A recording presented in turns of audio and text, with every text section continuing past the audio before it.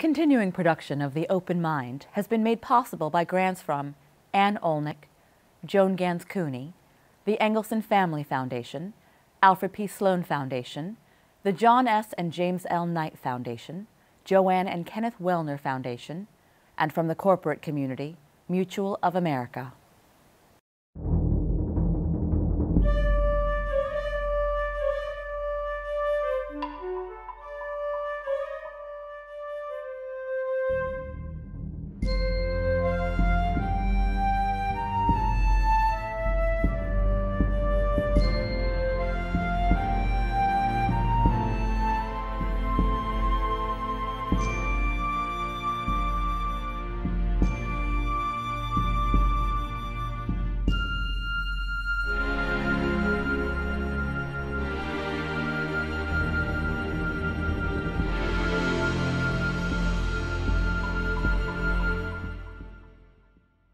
I'm Alexander Heffner, your host on The Open Mind.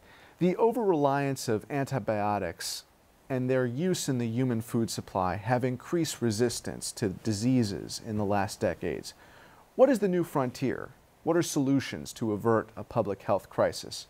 Recently, a Yale medical team employed phage therapy, a bacteria-killing virus found in a lake, to kill an antibiotic-resistant infection. Meanwhile, IBM science researchers are experimenting with synthetic drugs to kill resistant pathogens. What does a generation of high-tech probiotics look like? A leading expert, Jessica Snyder Sachs, answers those questions today. She's the author of Good Germs, Bad Germs: Health and Survival in a Bacterial World, which spotlights the pioneering work of scientists developing solutions to both antibiotic-resistant infections and chronic inflammatory diseases. A chronicler of science and popular science, Discover, and the New York Times, Snyder Sachs currently works as the Director of Science Communications for the nonprofit organization Autism Speaks, where she helps translate the findings of autism researchers for the lay public. Jessica, a pleasure to meet you. Thank you for being here. My pleasure, Alexander. What has evolved in your mind in this conversation about the overuse or misuse of antibiotics in America? Well, what's wonderful is that terms like the microbiome, which refers to our good bacteria, have become a household word. I wish it translated more, perhaps, in the doctor's office. I think there's still a tendency, when in doubt, prescribe an antibiotic, which is what we need to get away from to slow the speed of drug-resistant infections. But now we do have this appreciation that it used to be the only good germ was a dead germ, and now we have an appreciation that there is a role for good bacteria in our lives and in keeping us healthy. The way that I think about it is really anti and probiotic, in the sense that dietitians and nutritionists and people who are concerned about our digestive health, for instance, are prescribing or recommending probiotic supplements, what you'll find bacteria in yogurt, for instance. So there is a new consciousness around what could be positive bacteria in our lives. Agreed, though of course we have to sort the hype from the solid science.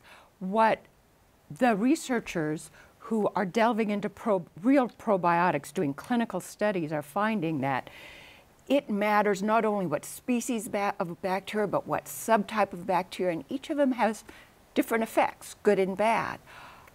There's probably a general health effect of having probiotic foods in your diet, but getting certain protection, let's say you want a probiotic to protect you because you're about to take an antibiotic and you don't want to get one of the nasty infections that can result after taking antibiotics. Well, which probiotics will do this? It probably won't just be the one you got in your yogurt this morning. Right. So we need more research in really nailing down their benefits. Can you contrast for our viewers who are not familiar the probiotic approach versus the phage approach? Sure. Two different approaches to how we might resolve the issue of resistance, right? Sure. So there's attacking the bad bacteria. So we have bad germs. Most of modern medicine, since we realized that so-called germs or microbes could cause disease, has focused on killing them.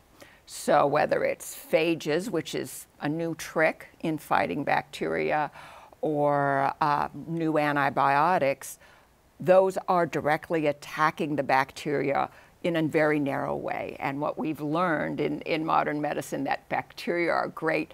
You throw something at them, they're going to evolve around it. Versus our immune systems come at infections from many different ways. And one of those aspects that our immune system uses, or I should say our microbiome, this combination of us and our resident microbes, protects us from bad bacteria by, let's say, filling up all the parking spaces. So our digestive tract is full of good bacteria. And that protects us from infections because there's no parking spaces open. You hit our good bacteria with antibiotics, and it opens up a door for potentially harmful bacteria. So probiotics is about, on one hand, protecting us against the bad bacteria, and then there's a whole other side of it, which is calming the immune system. In our war on germs, some of the most wonderful things we did were clean up our water supply, clean up our food supply, so they don't have bad germs. But what we're now realizing is we also kind of moved out all the germs that were calming down our immune system. So now we have epidemics of inflammatory disorders like rheumatoid arthritis and allergies and inflammatory bowel disorders.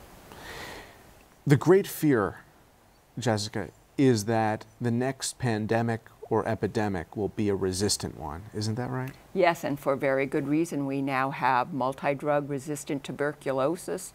We now have infections that can shrug off everything. And where this gets scary is that we've also discovered bacteria share their genes freely.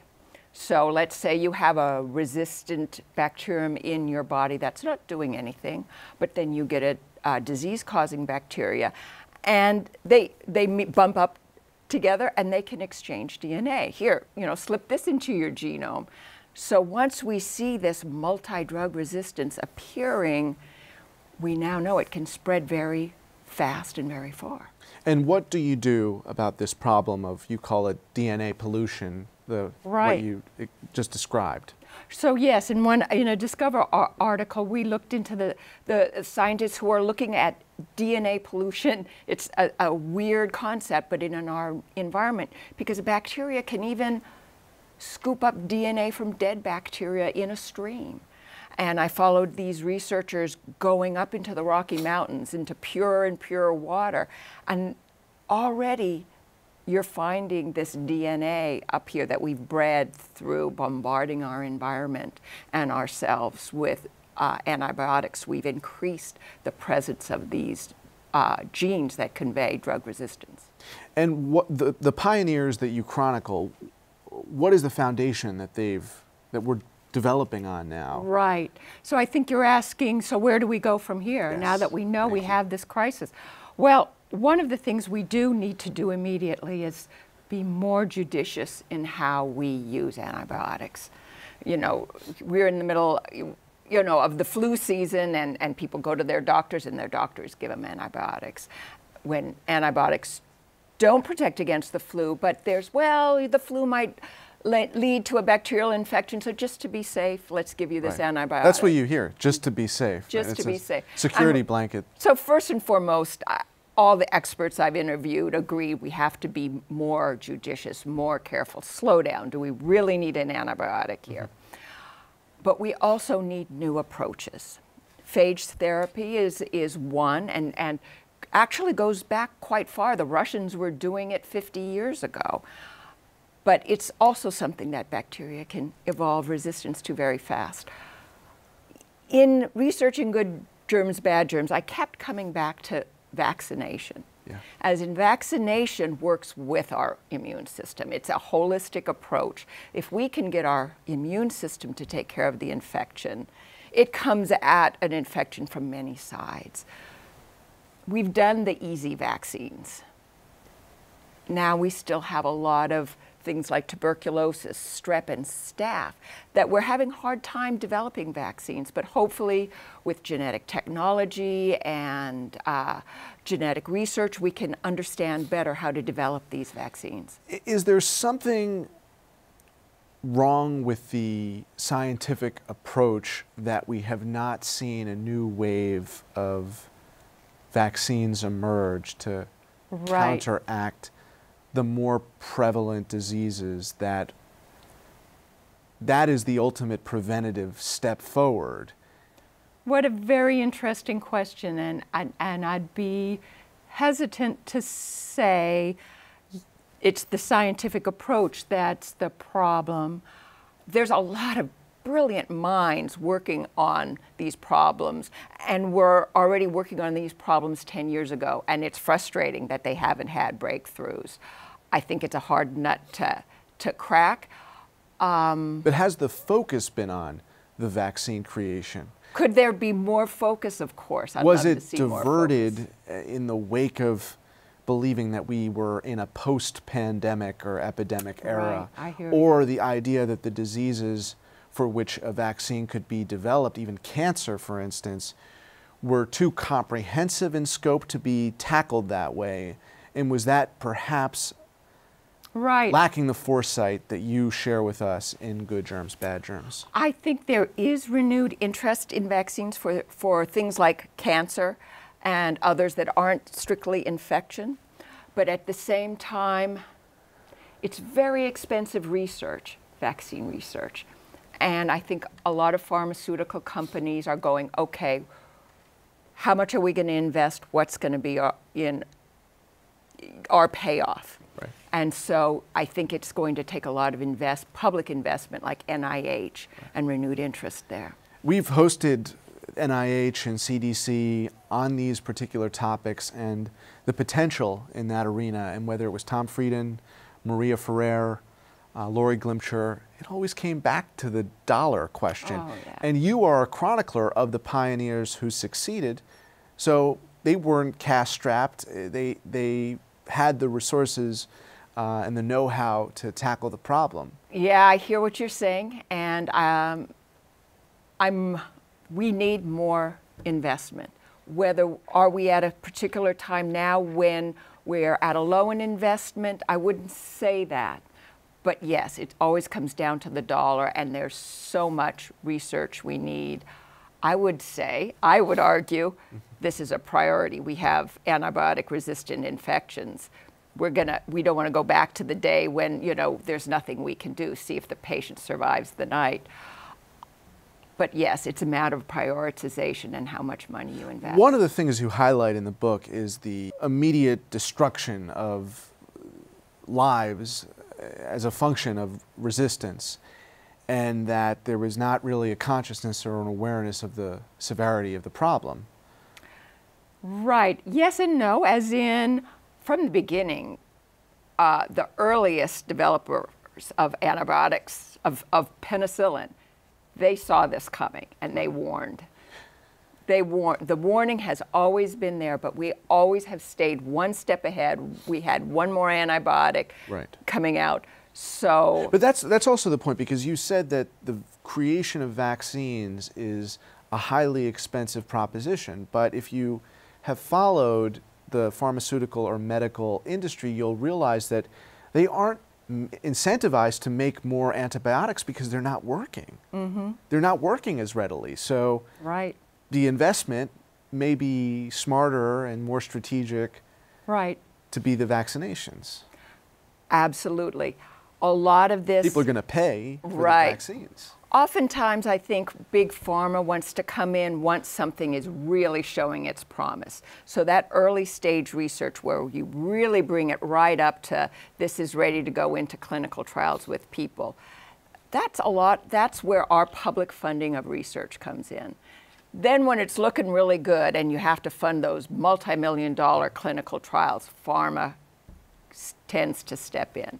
Whether that's a good approach to it or not, it's our approach right now, what we have. And the priority is emergency preparedness more than long-term prevention? How would you describe I where think we are today?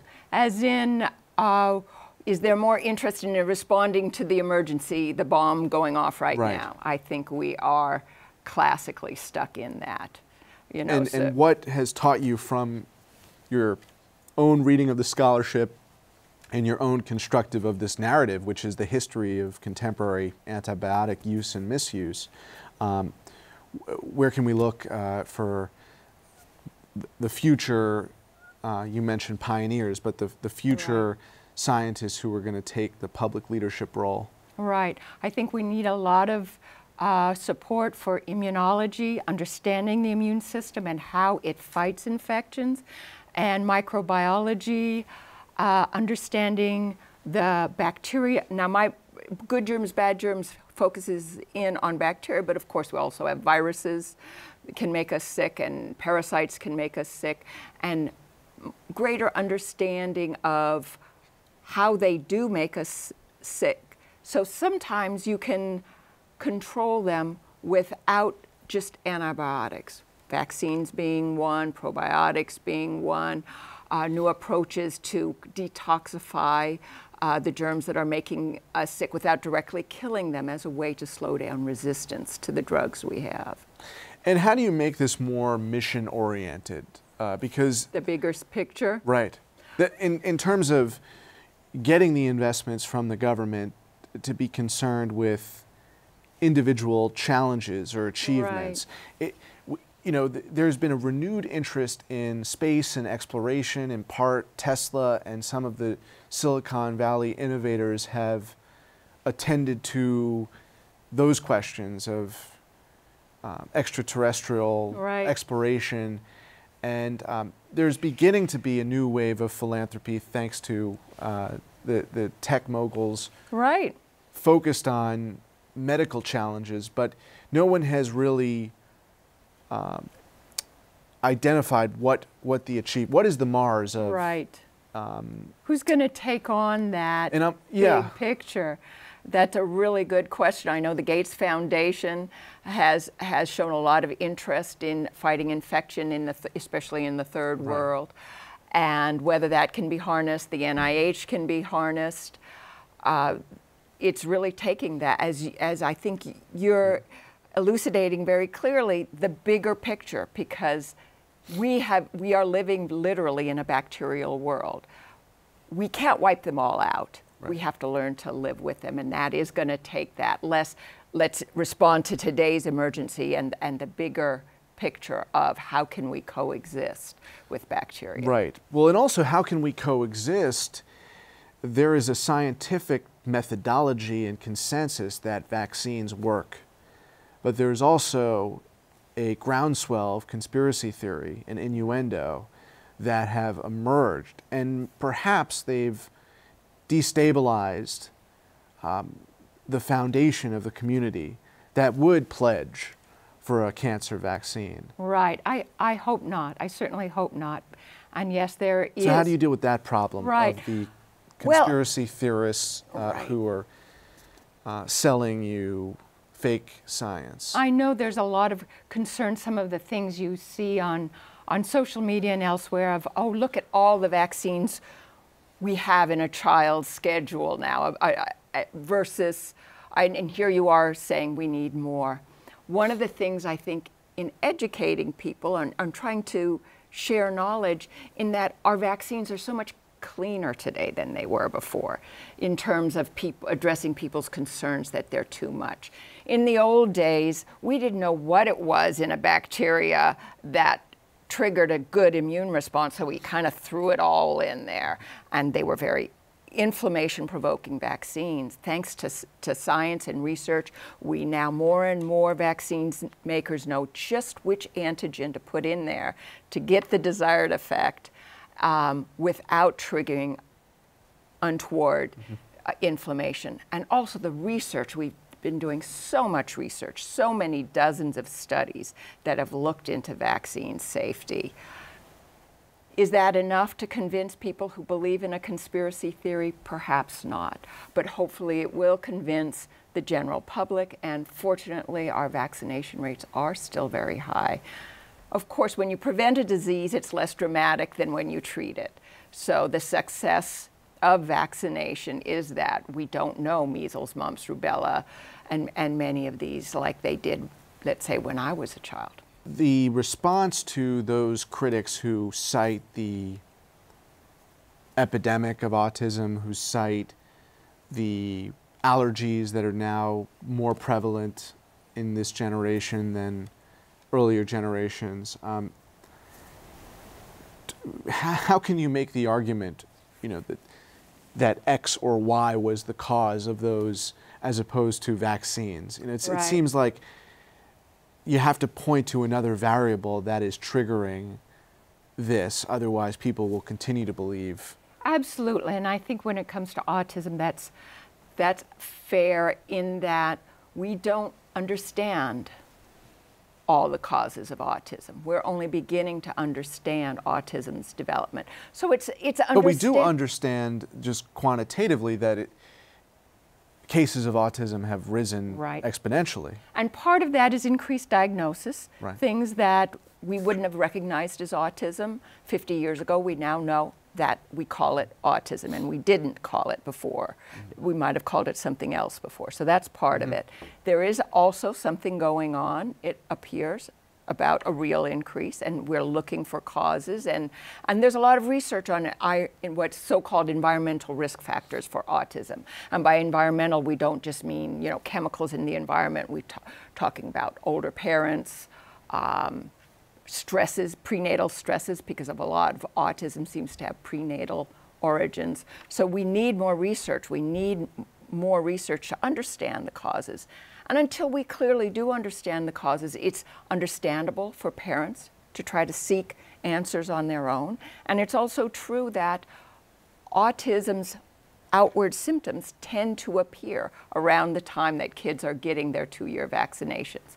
But that's not a causation necessarily. You know, all these kids, this is when they get these vaccinations. And studies have looked at, you know, vaccinated versus unvaccinated kids, and there's not a difference in rates. And there is a historical documentation here that you point to, that we keep records now. We also live in a society where living relatively longer, and therefore there's more potential for older parents, and that has been cited as a source of greater cases of autism. But if you go back to the bacteria where we started and think about our livelihood dependent upon the good bacteria prevailing in this war that has been, you know, since we are Homo sapiens, since our birth as a species, what is your hope in tackling both autism and cancer, which we talked about, because they're both pervasive and they're both cited as you know, challenges that we might not be able to achieve, and I tend to think of some of the lay reaction to these diseases as still defeatist, and I'm wondering if the bacteria can help us empower the scientists and solutions to both of those challenges. First, in regard to autism, and this is just a sensitivity, I wouldn't call it a disease. We don't call it a disease because it's a wide spectrum, and there are many people who embrace their autistic traits and would not want to be treated, and they need support, maybe accommodation, as in with any disability, you accommodate. Then there are people on the very severely disabled end of the spectrum that clearly need and want treatments. Where the microbiome, our good bacteria, comes in, there's a relatively new avenue of research with at least a subset of people with autism. There is a correlation with what's going on in their intestinal tract, where we have most of our bacteria, imbalances in the bacteria which cause inflammation. That inflammation communicates itself to the brain and worsens symptoms. And that's a really important and exciting area of research right now. Well, that's the big picture. I mean, that's how the bacteria can be identified as both the cause and the potential correction for people who do view it as a medical condition. What about cancer? Long-term prospects for So the bacteria to right, help us in that fight? Well, in terms of, well, there's two aspects in terms of bacteria. So years ago, a doctor named Coley, a cancer physician, found a patient, incurable cancer, got a bad infection. His tumor disappeared. And he started developing what we call, the medical community calls Coley's toxins. He was basically injecting bacteria, virulent bacteria, into tumors. And sometimes it would get rid of the tumors, and he was trying to figure out why that was. But sometimes it would kill the patient. We stopped doing that. But it did seem to direct the immune system. Now cancer researchers are going back and revisiting that and realizing that somehow that infection triggered the immune system to get rid of the tumor. It recognized cancer, the immune system doesn't recognize this is wrong. We need to get rid of these cancer cells. So if you can get the immune system to focus in on those cancer cells and treat them as foreign invaders, you have a powerful mechanism to clear the cancer. And that's what cancer vaccine researchers are trying to do today. Design vaccines, maybe instead of with bacteria, take a piece of that person's tumor cells and show it to the immune system, which is what a vaccine does. It takes something, shows it to the immune system, and says, this is bad, go get it. When would it make logical sense, if we can't just judge it by your knowledge and intuition, that we would make that ultimate stride forward and in 2 years and 5 years and 10 years have some universal knowledge and conclusive medical results that could be scaled? Right. What's the timetable? I think, well, it's already here on a small scale. We have a lot to learn, and no doubt there'll be reversals. But yes, we have cancer vaccines now. Thank you, Jessica. My pleasure. And thanks to you in the audience. I hope you join us again next time for a thoughtful excursion into the world of ideas. Until then, keep an open mind.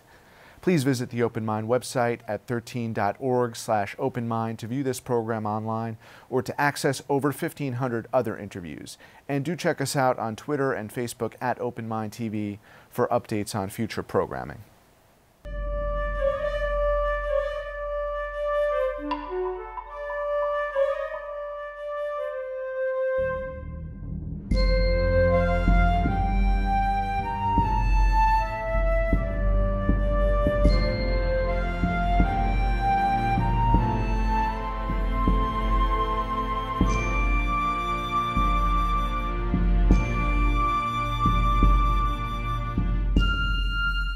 Continuing production of The Open Mind has been made possible by grants from Anne Olnick, Joan Gans Cooney, the Engelson Family Foundation, Alfred P. Sloan Foundation, the John S. and James L. Knight Foundation, Joanne and Kenneth Wellner Foundation, and to the corporate community Mutual of America.